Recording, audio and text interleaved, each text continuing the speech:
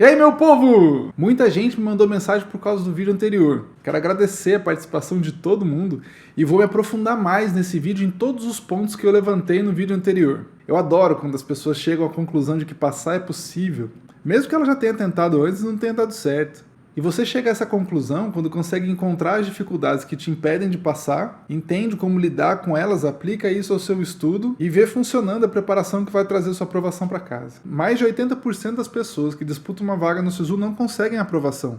Sabe aquele conselho podre? Se mate de estudar, faça cursinho, troque tudo na sua vida pelos estudos que no final dá certo. O que eu mais vejo são pessoas que entram no caminho desse conselho desistindo depois de algum tempo. Não é nada legal quando a gente joga tempo fora e experimenta um dos piores anos das nossas vidas enquanto a gente fica tentando ser aprovado com um método que não funciona. Passar é totalmente possível se a pessoa entende e coloca em prática algumas coisas. Eu sou formado em medicina, sou formado em engenharia e quando eu passei em medicina eu não fiz cursinho e não parei de trabalhar. Eu tive que descobrir como fazer isso porque eu não podia largar o trabalho e eu queria passar. Eu consegui passar e aprendi um monte de coisas e em um determinado ponto eu me perguntei: por que nunca me disseram que é assim que se passa? Não é difícil encontrar alguém que tenha uma dica de como se passa, mas poucas pessoas passam nos cursos mais concorridos. Se a gente tem tanta dica e tão pouca gente passando, significa que tem alguma coisa errada com as dicas. A minha preparação, que teve que ser feita enquanto eu trabalhava e não podia fazer cursinho, teve uma mudança radical quando eu entendi o seguinte: a única coisa que pode me colocar dentro da faculdade do meu sonho é a minha capacidade de acertar questões só com uma caneta preta na mão no dia do Enem. É bem fácil entender isso, certo? Difícil é entender por que as pessoas começam a acreditar que são os professores, as aulas de cursinho, as videoaulas, os resumos e os cronogramas que vão fazer esse milagre da aprovação por elas. Não existe milagre, mas tem um monte de caminho errado. Uma garota me mandou uma mensagem assim: Kleber, eu fiz 3 anos de cursinho e não passei. No 4º ano eu decidi que não ia mais fugir das questões, que eu acreditava que prestando atenção às aulas eu seria capaz de acertar todas as questões. Foram 3 anos assistindo aulas e não me tornei capaz de acertar questões só com uma caneta preta na mão. Eu estava quase desistindo quando eu decidi enfrentar as questões. Nas primeiras semanas eu chorava todos os dias porque eu errava questões que eu tinha certeza de que eu sabia fazer. Eu sabia o conteúdo, mas na hora de fazer a questão não acertava. Eu fiquei desesperada. Quando essa garota me falou isso, eu disse: sabe qual é o maior problema das pessoas que tentam passar por muito tempo e não conseguem? Elas começam a acreditar que o problema está com elas, e não com o método que elas usaram. Mudar um método que a gente já usou por tanto tempo dói, mas não passar dói mais. O lado mais legal dessa história é que essa menina foi aprovada e ela não veio me agradecer porque eu dei aula, ou porque eu mandei materiais para ela, ou porque eu indiquei videoaulas. Não, eu só ajudei ela a enxergar que o problema não estava nela, estava no método que ela estava usando. Mas Kleber, pelo que ela falou, o problema dela era fazer questões, ela fugia das questões. No cursinho que ela fez, os 3 anos, ela não fez questões? Ela fez. E aí tem um detalhe interessante. Essa menina queria prestar o Enem, mas o cursinho que ela fazia tinha aluno que queria prestar Unicamp, Unesp, FUVEST, um monte de outros vestibulares que ela não tinha o mínimo interesse. O cursinho tem que tentar atender o máximo de interesse possível, do máximo de alunos, e não se torna específico para nenhum. Quando essa menina decidiu que ia enfrentar as questões e sofreu muito no começo fazendo isso, eu orientei ela a fazer 3 coisas. 1. Faça questões das competências que mais caem no Enem. 2. Faça questões começando pelas mais fáceis e vá aumentando o nível de dificuldade até chegar nas mais difíceis. 3. Faça mais questões das competências dos assuntos que você errar até chegar a um ponto em que você tem certeza que as dificuldades acabaram. Isso não seria a mesma coisa que pegar as provas antigas do Enem e fazer todas? Esses 3 pontos são muito mais poderosos do que pegar todas as provas anteriores do Enem e sair resolvendo cada uma delas. O Enem tem 120 competências, umas caem mais do que outras.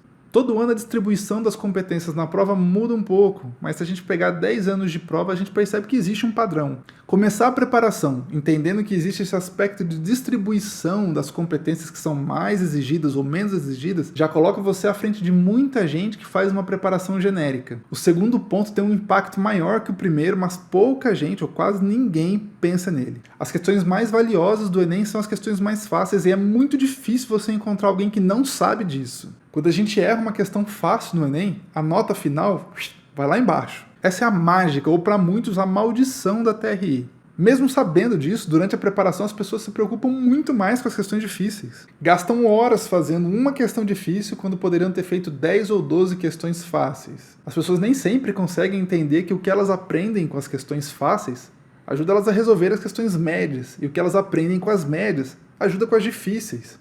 As questões fáceis têm uma pequena armadilha, porque elas não exigem conhecimentos profundos, elas exigem mais leitura e interpretação. O pessoal que está mais preparado acha que isso é bobeira, porque é muito simples, passam rápido por essa etapa e quando chegam no Enem erram questões, justamente porque não tem bem desenvolvida a capacidade de leitura e interpretação e anotam. Por isso, começar pelas fáceis, avançar nas médias e depois chegar às difíceis vai fazer a sua preparação se tornar uma escada que não tem outro final senão a aprovação. O terceiro ponto tem a ver com fazer mais questões parecidas com aquelas que você errou. E esse é o ponto mais difícil de fazer direito. Se você já estiver fazendo as questões dentro das competências que mais caem, das mais fáceis para as mais difíceis, quando você errar uma questão, surge uma oportunidade de melhorar onde você não sabia que tinha. Só que para aproveitar essa oportunidade você tem que entender com precisão o que fez você errar essa questão. Para fazer isso você tem que usar um processo que leve você a fundo no erro. E a maior parte das pessoas não faz isso porque não gosta, é ruim, é chato ficar lidando com o seu erro, aquilo que você não sabe fazer, ou faz de qualquer jeito. A pessoa dá uma lida rápida na resolução, acha que é capaz de fazer uma resolução igual e pula para a próxima questão. Cada vez que a pessoa faz isso, um pedaço da aprovação dela ficou para trás. Kleber, tudo isso que você fala faz muito sentido, mas eu morro de medo de começar a querer fazer isso, não ter tempo de fazer mais nada na minha preparação. Beleza, fazer das questões mais fáceis para as mais difíceis depende de classificar essas questões, eu vou ter que arrumar um jeito de fazer isso. E depois fazer mais questões daquelas que eu errei, eu vou ter que ter um processo de procurar essas questões. Eu vou gastar mais tempo procurando questões do que estudando, não vou? E aí meu estudo pode não render. Eu morro de medo disso acontecer. E acontece, eu vejo muitas pessoas que não conseguem lidar com esses 3 pontos, sabem que eles fazem sentido, mas acabam voltando para os caminhos tradicionais que as pessoas sabem que é pior. O lado bom é que eu também vejo pessoas que conseguem colocar esses 3 pontos na preparação, apesar de não ser fácil, elas insistem, conseguem trazer isso para uma prática diária de estudo e no fim elas trazem a aprovação para casa. Se você já entende que a sua preparação baseada nesses 3 pontos tem sentido, talvez o que falte para você agora é entender como colocar isso na sua prática. Só de ter clareza sobre esses 3 pontos, você já tem condições de montar uma preparação muito superior à da maioria das pessoas. No próximo vídeo eu vou abordar uma questão muito mais prática. Eu vou discutir em detalhes como as pessoas fazem para colocar esses 3 pontos dentro da preparação delas. Se você tiver alguma dúvida, pode colocar nos comentários desse vídeo que eu vou ler todos. Eu sempre mando um e-mail para todo mundo da minha lista avisando que tem um vídeo disponível. Quando o próximo vídeo estiver disponível, eu vou mandar esse e-mail e se você quiser, você pode entrar na minha lista também. Valeu!